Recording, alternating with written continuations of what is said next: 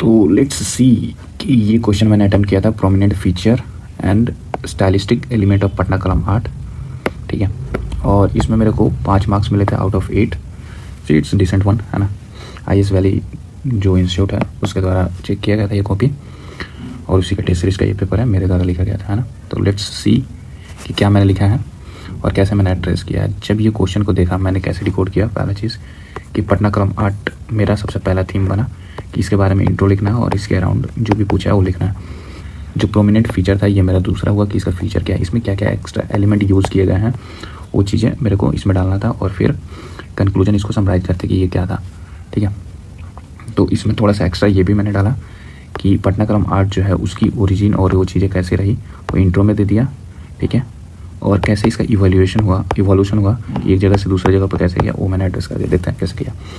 Intro कैसे किया कि जो पटना कलम आर्ट है वो ओरिजिनेट होता है 70-60s में, ठीक है, और उसको कंसीडर किया जाता है among the first school of to focus on scenes of everyday life, thus becoming the art of commons. ये एक आप इंट्रो बड़ा लिख सकते हो, या फिर एक छोटे से इंट्रो जब लिखना होगा ना आपको तो ऐसे लिख सकते हो इसको कि पटना कलम आर्ट जो है is a type of miniature painting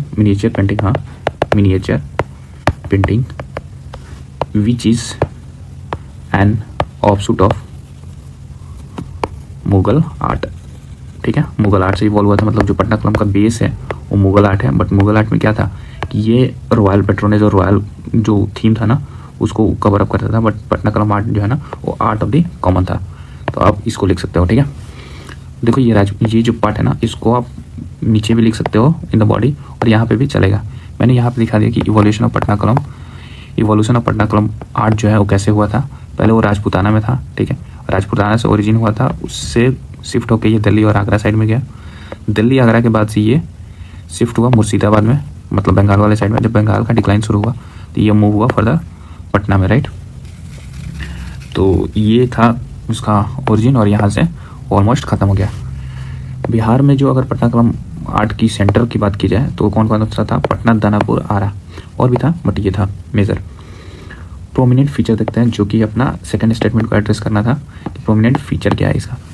तो प्रोमिनेंट फीचर यही है कि जो पटना कलम आर्ट था वो फ्यूज़न था मुगल आर्ट, पर्शियन आर्ट और ब्रिटिश आर्ट का।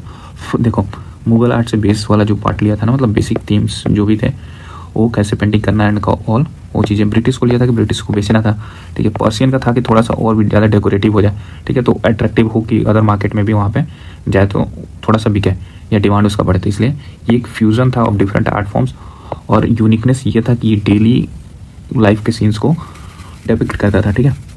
ये आप बना दोगे तो बहुत अच्छा इंप्रेशन बनेगा, ठीक है। फिर इसमें क्या था कि यूज़ ऑफ कजली स्याही टेक्निक।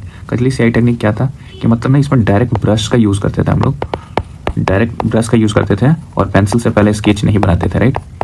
पेंसिल से स्केच बनाकर और फिर ब्रश नहीं यूज़ करते, डायरेक्ट ब्रश यूज़ करते थे, ठीक है। काइंड ऑफ ऑयल पेंटिंग बोल सकते हो आप, बट ये कजली स्याही टेक्निक लिखना मोस्ट इंपॉर्टेंट है इस क्वेश्चन में, ठीक है।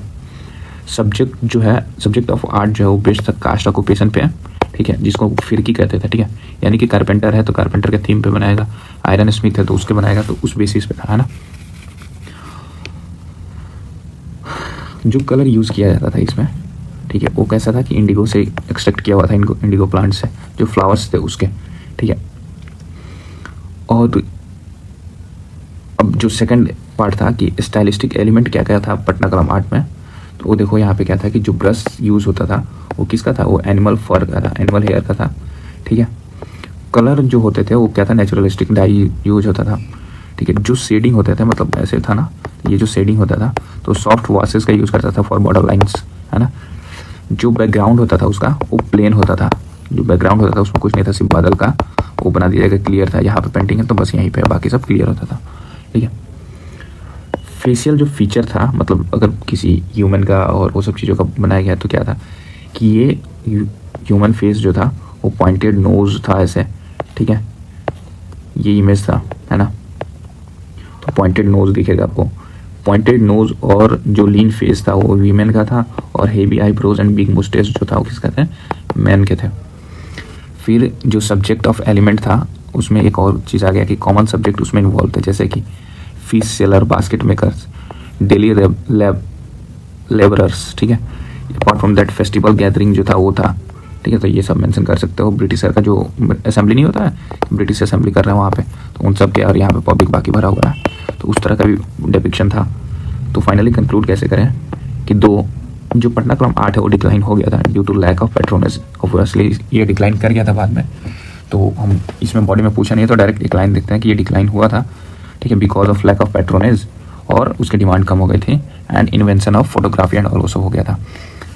इसको स्टिल प्रिजर्व किया गया है पटना म्यूजियम में। क्यों? क्योंकि सेलिब्रेट किया जाता है rich legacy of workmanship and culture for future generation को। मतलब ये दिखाया जाता है कि हमारे पास्ट ऐसे थे और उनको वैसे मोटिवेट किया जाता है। तो ये अभी भी प्रिजर्व है, ठीक है। तो ये लिख सकते हो आप।